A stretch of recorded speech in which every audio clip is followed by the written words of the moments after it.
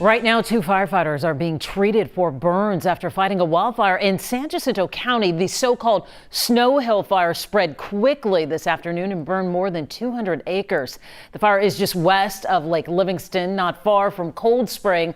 Maria Aguilera is live near the fire lines tonight. Maria, what's the latest?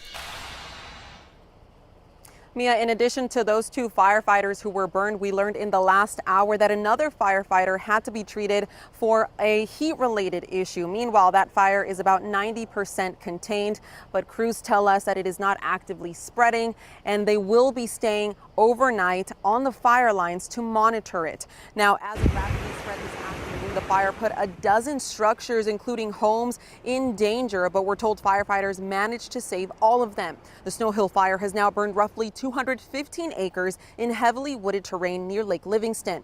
Air 11 giving us this bird's eye view of the firefight today as crews called in water dropping helicopters and other air support. Officials tell us the fire started around 1:30 this afternoon. Local volunteer firefighters, the Forest Service, and the county's Office of Emergency Management responded, and they're sharing this warning tonight.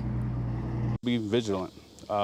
Be aware of what we're doing. Be aware of where you're throwing your cigarette butts. Be aware of burning trash. Currently, San Jacinto County and all of the local counties are under a burn ban.